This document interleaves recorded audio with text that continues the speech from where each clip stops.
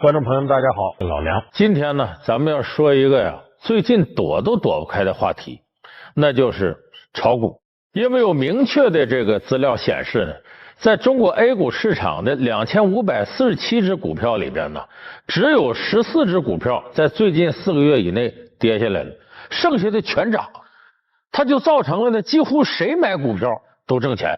全民皆股神，那么大家都挣钱，挣的是谁的钱呢？谁亏了呢？而且这个时候呢，有很多还没有进入股市的人了，心痒痒了，看人家挣钱呢，也生气。自己呢，说我这时候投入钱去炒股吧，可是又觉得这个点位太高了，怕有风险。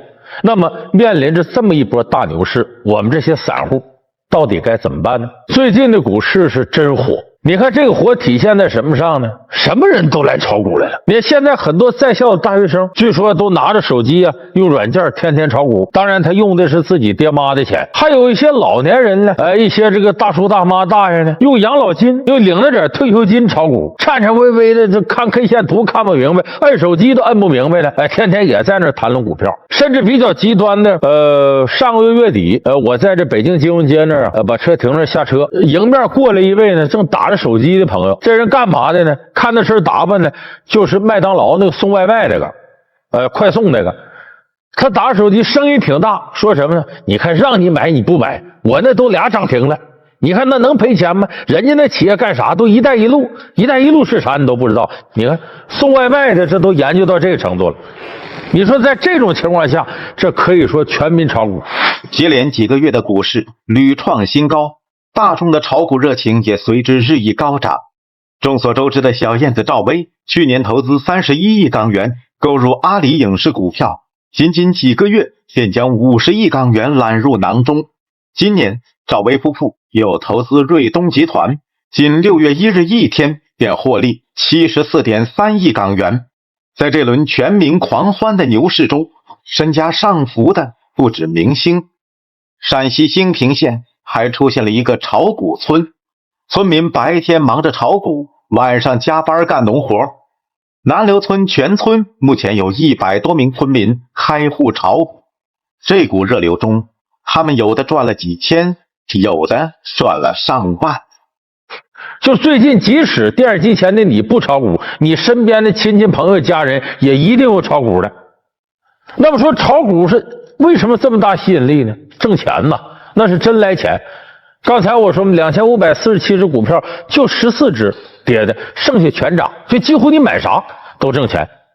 这不前不久央视利用他的微信平台呢做了一个调查，说大概有9%的人认为我赚的都翻倍了，甚至翻多少倍。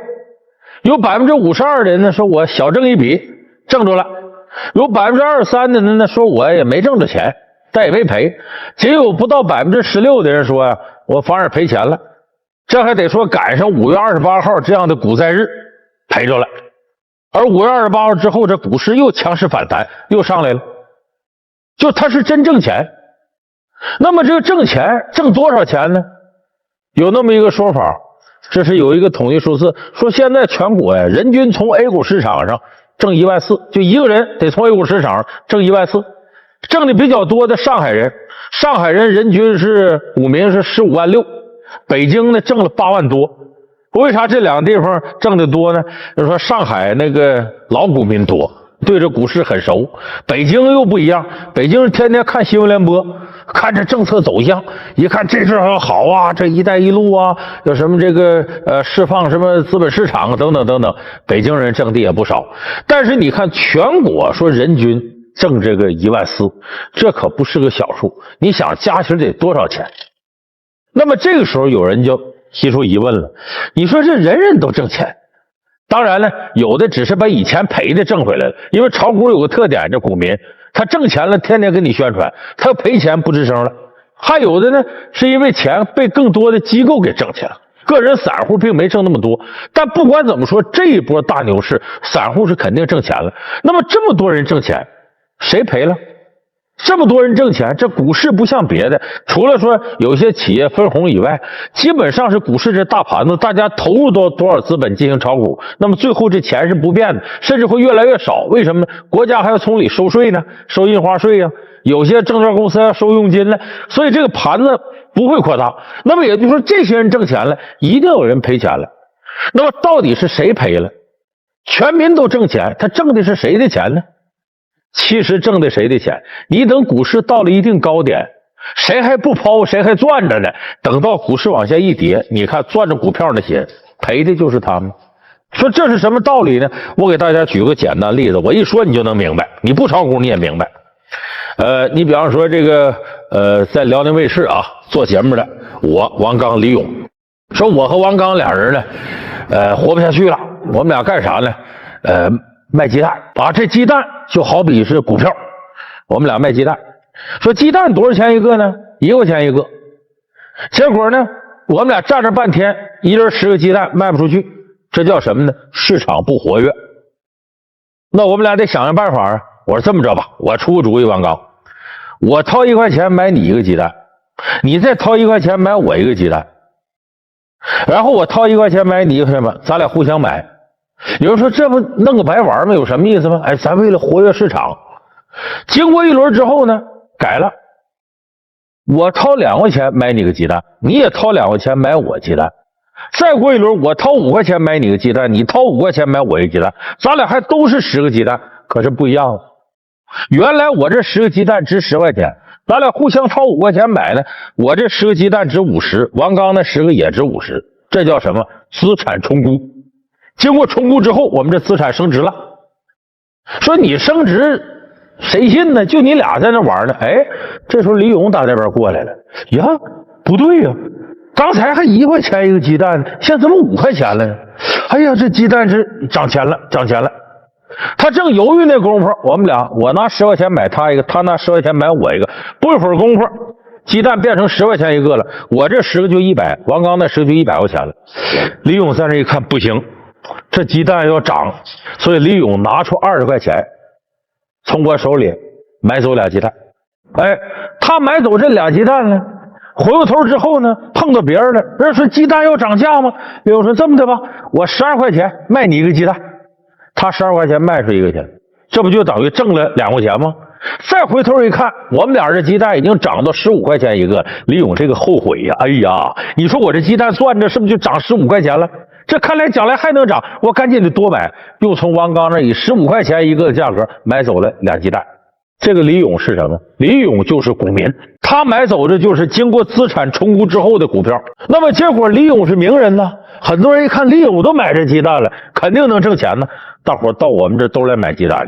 结果这一买，我们不断的涨价，不断的倒，很快这鸡蛋由1块钱涨到100块钱一个。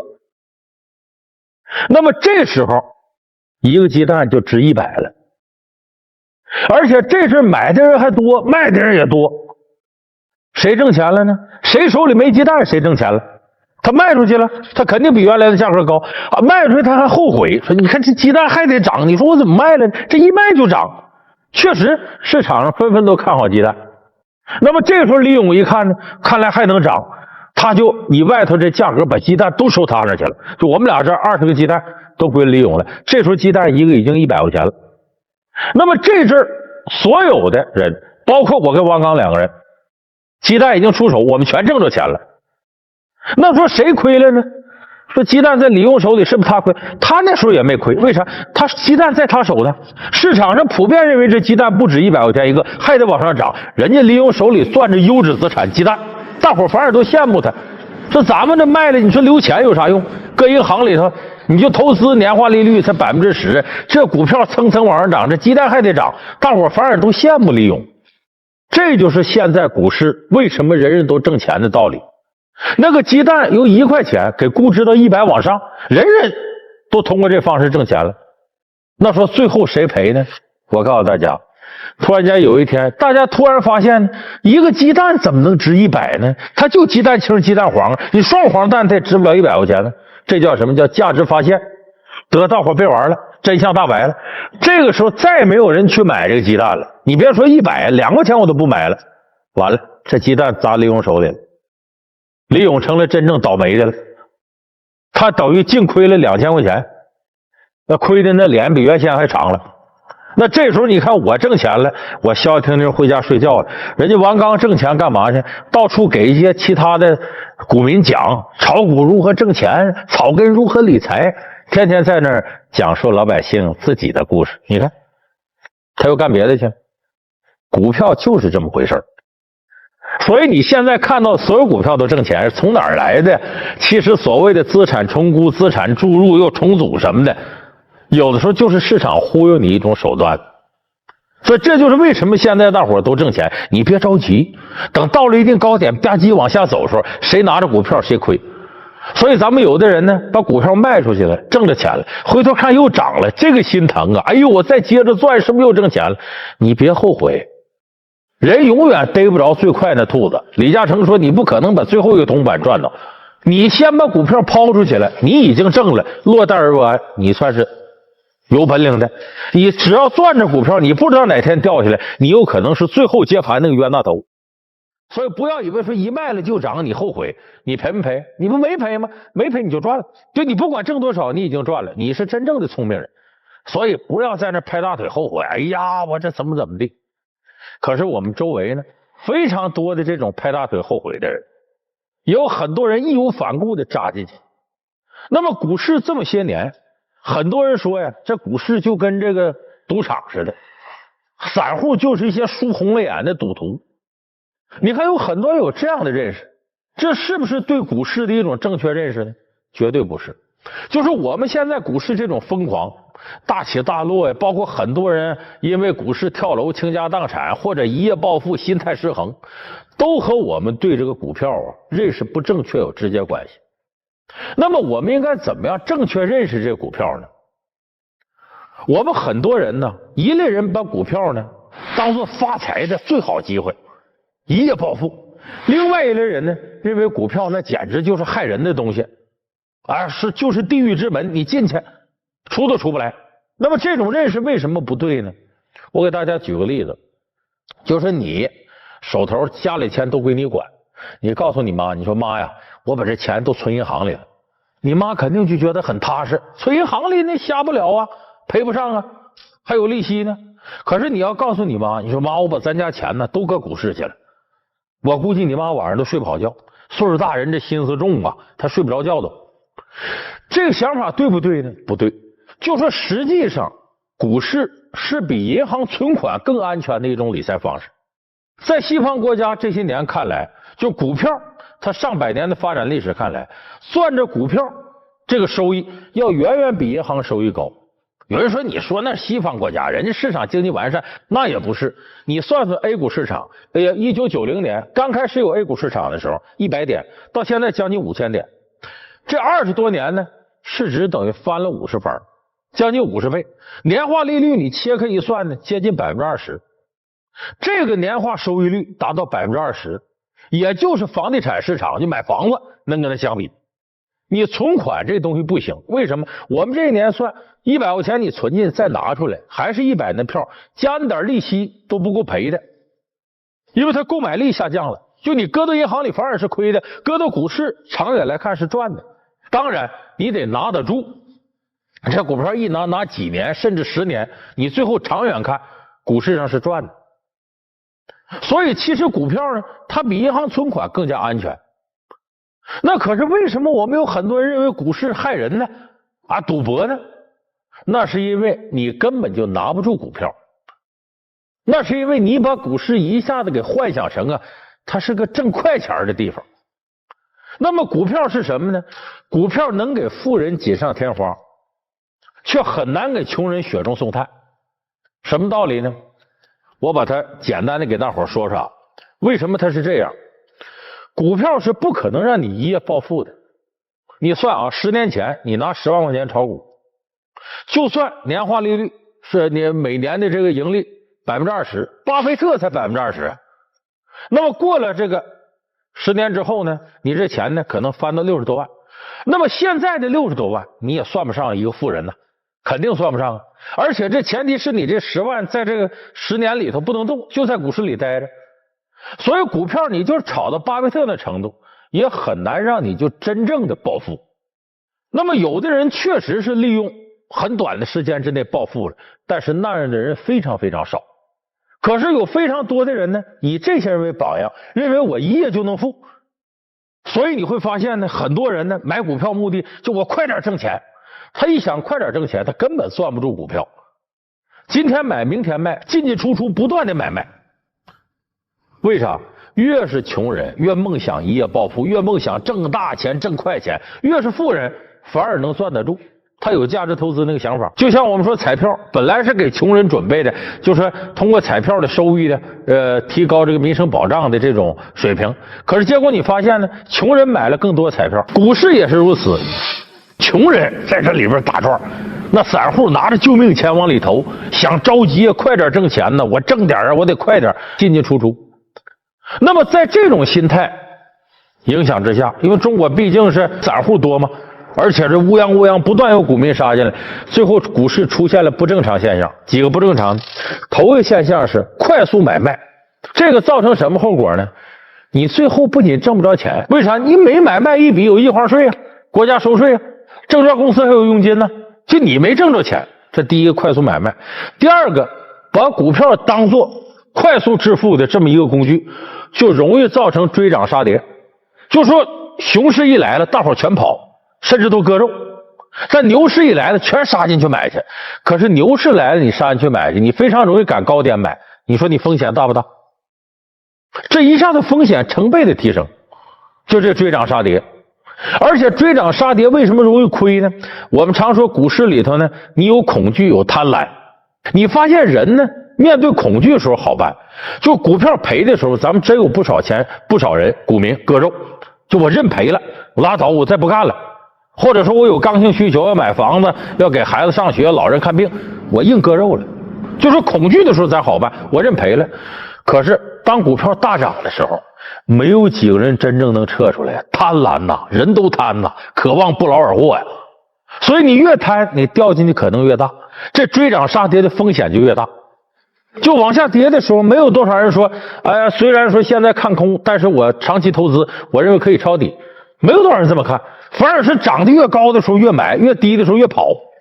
所以追涨杀跌造成大批人赔钱，大批人在高点上买了股票。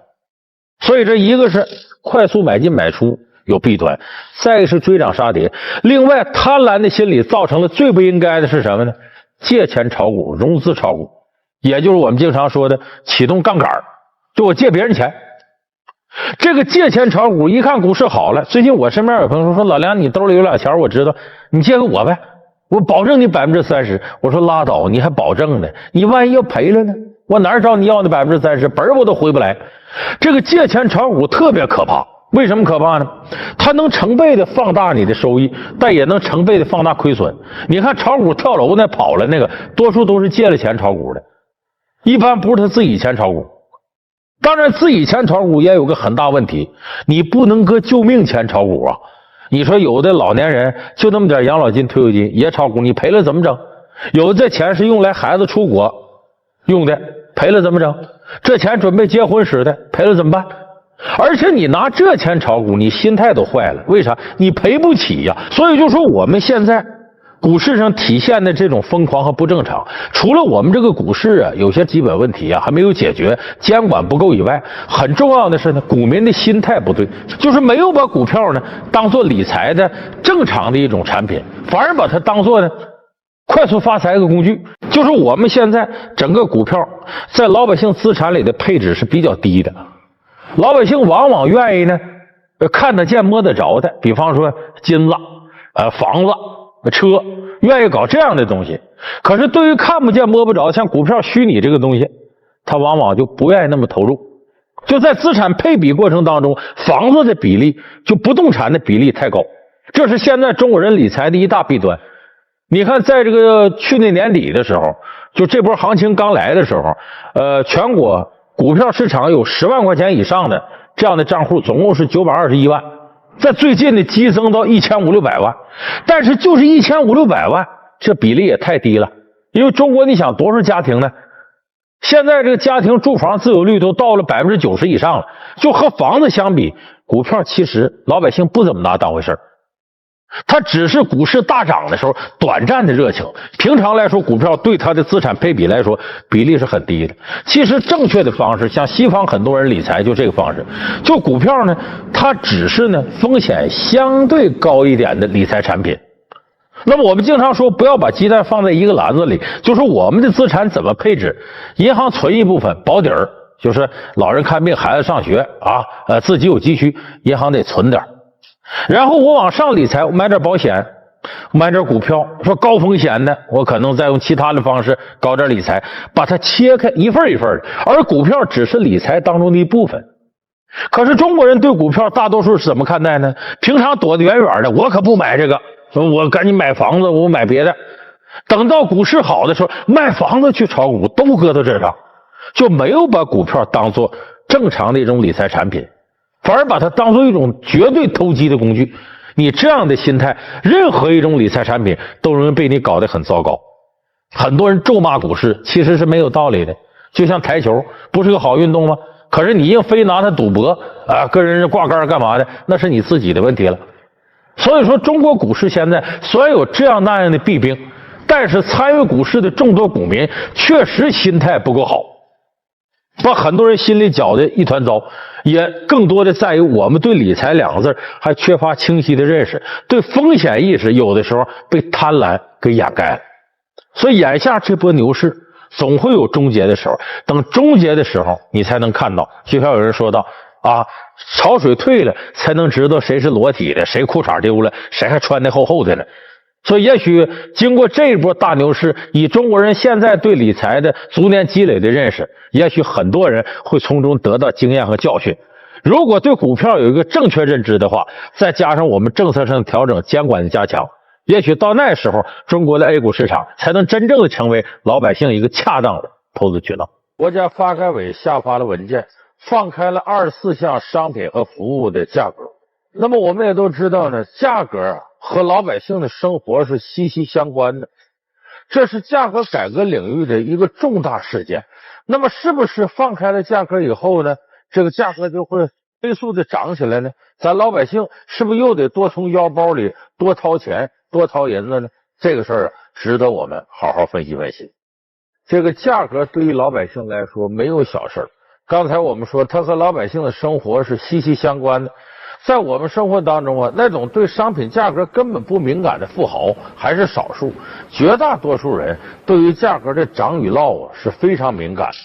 所以这一次发改委放开了24项商品和服务的价格以后呢，我就听到了有些人呢感到挺担心，说咱过去一说放开那就是要涨价，这听说这次放开的东西挺多，说是什么小区的停车费也要上涨了，说一放开以后物业费也要涨了，说火车票也要涨了，说这样下去你看你得住房子，你得交物业费吧，你得停车吧，你出门得坐火车吧，说这都涨价，咱是不是得多掏钱了？从2014年11月25日至12月25日，在短短1个月时间之内，国家发改委会同有关部门先后印发了8个文件，将放开24项商品和服务价格，下放1项定价权限。这轮价格改革包括放开烟叶收购价格，放开4项具备竞争条件的铁路运输价格，指导地方放开9项商品和服务价格等。这也是去年11月份国务院常务会议宣布推进价格改革以来放开和下放的首批商品和服务价格。从类型上来看，服务类的价格占到了大头，鼓励市场通过竞争提供质优价廉的多样化服务。可能这个短片呢，您看了之后，我觉得还不是很清楚，说这里边这个价格那个价格啊，咱们接下来呢会细致的给大家解读一下这7个层面都包括哪些和我们息息相关的价格。那么在说清楚这个事之前呢，咱首先得给大伙说一下这个有关政府定价的事儿。就我们很多中老年朋友啊，觉得这个自己的童年呢、青少年的生活经历啊，好像什么东西价格定完了都是死的。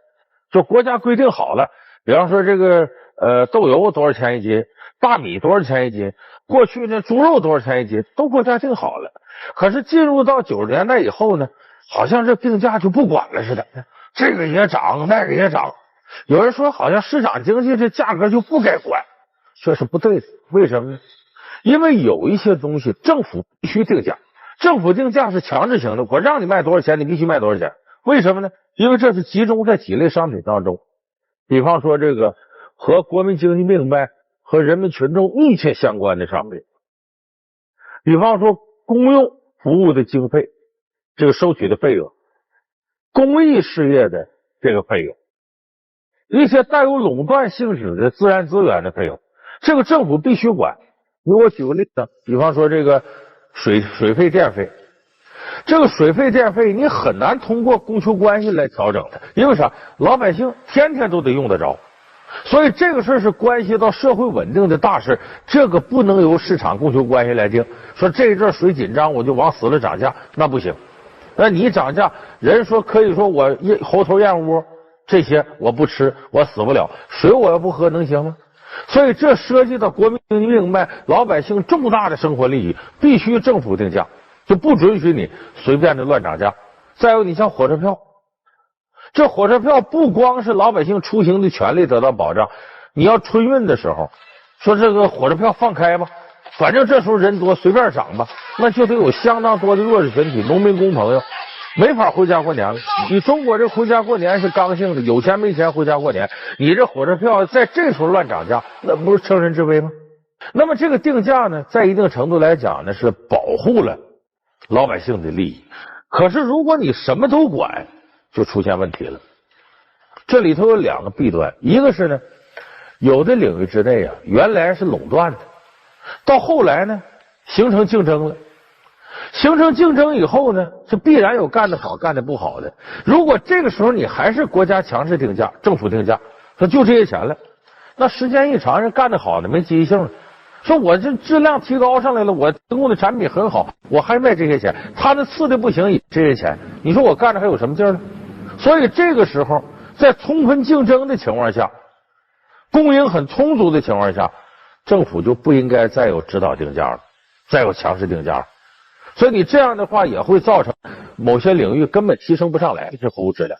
有的人说，那这么说政府就是能放就放开吧，还不全是。除了我刚才说那些必须管的以外呢，就是现在把价格放开了，政府的责任也不能推卸。因为政府在价格管理过程当中呢，不光是他给定价，还有的事情呢是政府要监管。比方说你这个欺行霸市不行，你形成垄断不行，形成结盟不行，你提供服务不充分，硬要价不行。所以这些事儿是属于政府该管的。你再举个例子，比方说农产品价格，咱们这次这个烟叶价格收购价放开了，你看着好像说这个事儿不很大，但是含金量高。为啥呢？这是中国农产品领域最后一个放开价格的，也就是从今年这个价格放开以后开始，中国农产品领域再没有政府定价了。80年代的时候，我记得85年，很多农副产品的这个统购统销价格取消了，放开了。到92年的时候是生猪收购价格放开了，后来是99年的时候，应该是棉花的价格放开了。2004年的时候呢，这个粮食收购价格放开了。有的人说这个粮食价格都放开可不利啊，为啥？有句话叫谷贱伤农，说今年要粮食大丰收，那粮食太便宜了，老百姓就农民收入就低了，这不行啊。其实政府他的调控就体现在这儿，咱们政府对很多粮食收购采用最低收购价，就你不能比这个低，我不限定你要这粮食卖多少钱，我不给定价，但是你最低不能低过这些，保护农民种粮的积极性。你看咱们现在主要的这个农产品里边啊，都有国家的辅助政策，不是说我价格放开了你就随便干。你看这个咱们说大米和这个白面，就是说稻子和麦子，种稻子和麦子呢，国家实行最低收购价。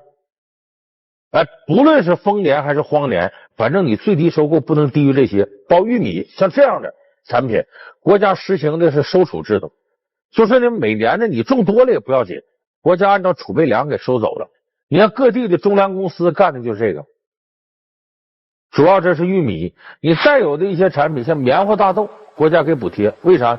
WTO 放开之后，美国的棉花，世界各国大豆来了，咱们的这个棉农和种大豆的人说，这时候国家呢，为了保护你积极性，你种1亩地给你多少补贴？就棉花和大豆这实行补贴。你等养猪那一块，国家有一个针对这个猪肉的价格周期波动的可预控方案。就这阵猪肉市场上供应很充分了，那么就让各地政府组织呢限制少养猪。这阵出现空缺了，那就多养猪，由政府来组织，来解决养猪的这些人他的风险问题，让这风险在可控范围内。所以说，政府放开价格，不是说他就不管了，就你随便干，你愿意咋整咋整，你高了低了你自己弄吧，不是那样。政府还可以通过自己有形的手呢，去梳理这个市场，加强监管，干自己该干的事儿。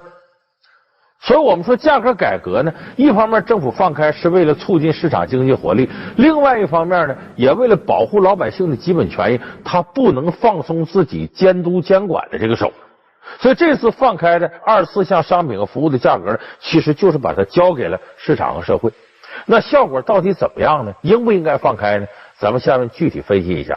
比方说，我们说烟叶的收购价格，说现在自由放开了。过去的烟叶收购价格，政府设呢限价呢，是为了保护种烟叶的这些农民的利益。那么现在放开，有人说这一放开是不是这烟就涨价了？说原来你比方说这一盒烟5块钱，就得涨到7块8块了呢？是不是这样？为啥呢？因为烟叶的价格啊，在整个烟的价格里的比例占得很低，有时候甚至连10%都不到，就几%。因为我们国家这一盒烟，它这定价是什么决定的？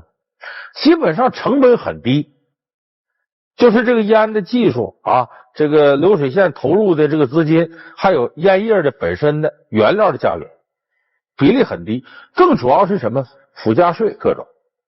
我们国家是以税控烟，就是呢，为了达到控烟的目的呢，加高这种税收。所以它的价格主要是体现在这些环节，真到这个烟叶的收购价格没占多少钱，所以烟的价格不可能因为放开烟叶收购价它就涨，这是第一个。第二个大家比较关心的呢，铁路。而铁路这次放开的呢是这个散货的快运价格和铁路包裹的运输价格。这一块为什么要放开呢？太有必要了。因为咱们这个铁路系统，铁路一说组织运输，那就是有计划的批车皮等等等等，层层审批，程序非常麻烦，所以它很不利于现在呢快速运输的一个时代要求。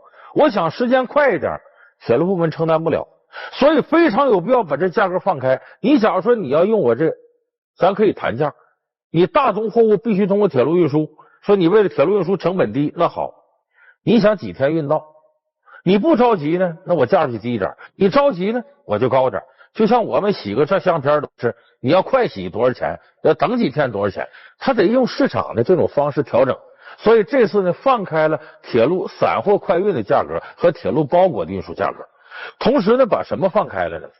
就是社会资本控股的铁路，它的运输价格国家不管，就你大宗商品运输价格国家也不管。为啥呢？你个人，你社会资本掏的钱，咱们为什么掏钱投资铁路啊？你不见钱，不盈利，你干嘛呀？所以你得允许人家自主定价。有人说，那他乱定价、乱要账，不会的，他一要太高了，没人找他了，没人找他，他买卖更亏了，他必须得适合的落地价格。所以只要是市场竞争充分，你不怕谁欺行霸市，不怕谁随便拔高价格。你这价格我不去了，我找别人，时间长你受不了，你就得把价格落回来。所以这个社会资本控股的铁路，不是国家资本控股铁路，它的货运价格放开了，同时客运价格也放开。假如假如我有钱啊，说从哈尔滨到北京，我这儿建立一条铁路线，都我承包，我自己投资。那么原来哈尔滨到北京正常硬座，比方说130多块钱，那我就定200，为啥呢？我想挣钱。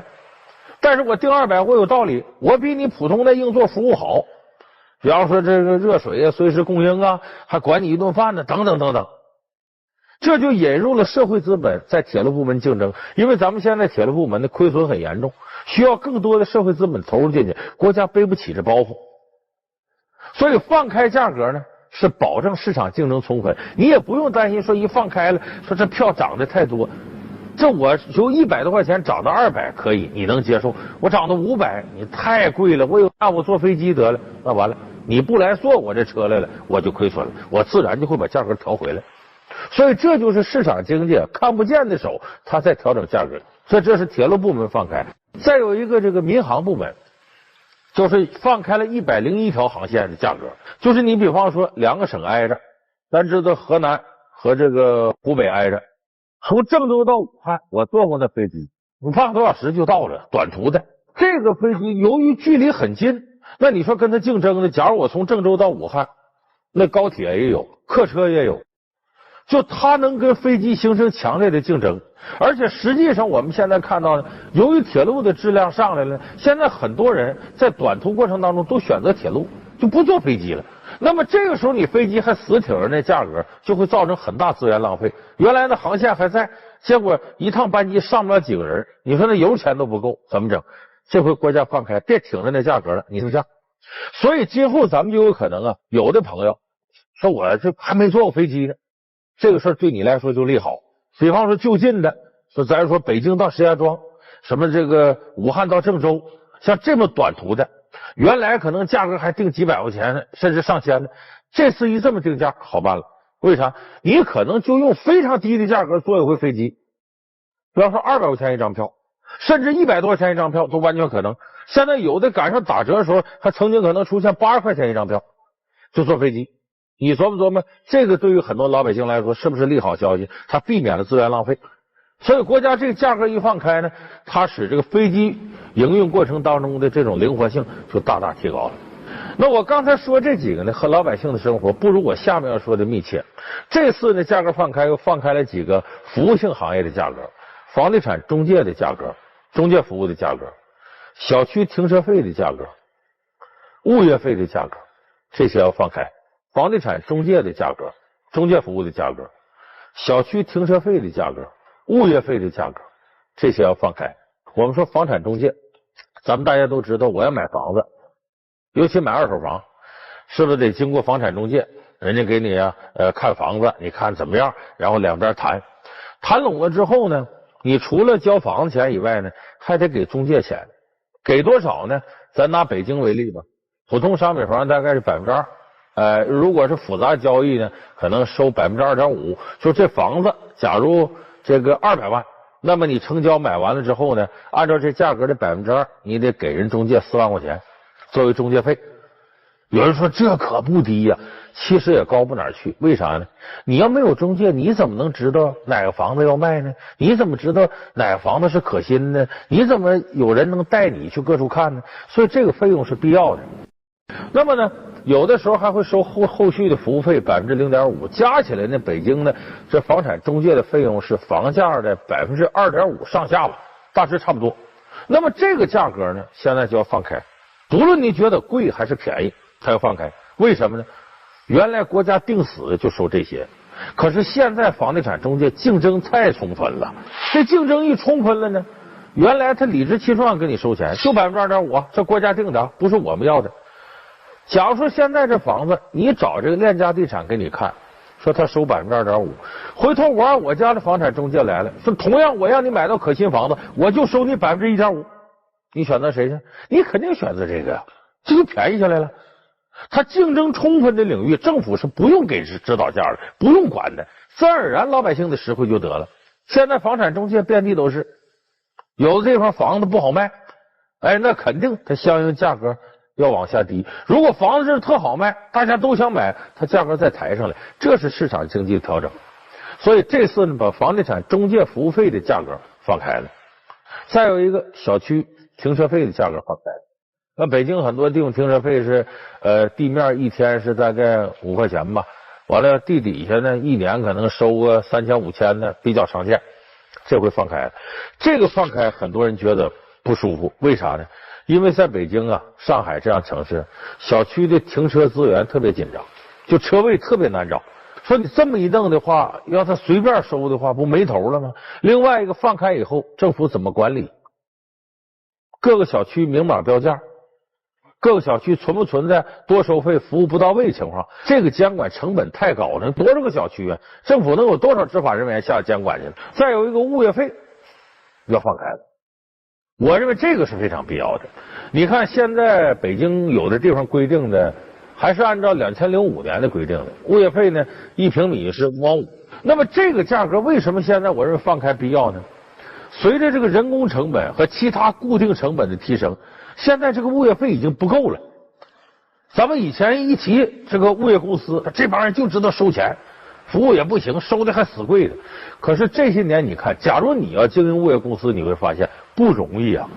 它这个成本抬升的太高了。现在北京有不少小区，尤其老旧小区，到什么程度？物业费干收不上来，逼得没办法了。物业公司呢不能干了。还有的是什么呢？收上来物业费不够，国家规定只能是1平米多少钱，收上之后成本抵不上，所以有的物业公司干脆跑了，不干了。物业公司不干了，最受损害的是谁？小区的居民了，垃圾堆成山了，各地方脏的都不行了。所以国家在这时候确实有必要把原来规定死的物业费放开，要不然的话，这物业公司他要挣不着钱，你想想他又不参与服务了，这小区得乱成什么样？当然现在收物业费呢比较困难，有2个层面事，一个是呢比方说有一些3线城市，有很多呢是这个乡镇的农民到城市里买了商品房，但农民有的很多这思维，这房子我家的，我怎么住我还得掏钱，我都花钱买了，这收费困难。再有一个呢，业主有很多时候不理解物业公司，觉得你物业公司提供服务不到位，那我就不交。你一不交，物业公司就停止服务，结果交物业费的跟着倒霉，那我也不交，形成恶性循环。这个问题我倒觉得放开物业费有很大的好处，是倒逼我们业主委员会的完善。说实在，你不要以为说我是个城市人，我知道公益，你到你自己的小区你就发现成立个业主委员会那费老劲了，我有事他有事我来不了，别人家这个事物业公司没给处理好，他倒霉去吧，跟我有啥关系？回头到你这儿，你们怎么不帮我说话呀？哪有那便宜事啊？公益事业是要大家维护的。你看哪个小区成立业主委员会那个费劲呢？到最后业主委员会非常容易被人瓦解，给我点好处我就撤了，没好处我不管。所以我倒觉得物业费现在放开了，就收这些钱了，你交不交吧？这个时候物业费合理不合理，涨价对不对，那就需要一个强有力的业主委员会去跟物业公司进行交涉。这么一来会倒逼业主委员会发达完善自主。所以我认为这个物业费它放开，不仅对小区的这个物业服务提升质量有好处，同时也对业主委员会的完善和促进有很大好处。所以这次呢，24项商品和服务价格的放开，总体来说呢，我觉得体现了我们现在这种统管结合的一种思路，就是一边管一边要放。价格改革呢，一定是在摸索当中前进。可能有很多中老年朋友觉得呀，这放开不好啊，放开就要涨价呀。原来这稳稳当当多好呢，稳稳当当的价格，稳当是稳当了，死水是养不了鱼的。那么我现在放开变活水了，可能会有些波澜，但是能养鱼了。这就是我们李克强总理经常提到那个要发挥市场在配置资源当中的决定性作用。你只有在这种动态当中把握这价格，这个价格才能越来越合理，老百姓才能真正得到实惠。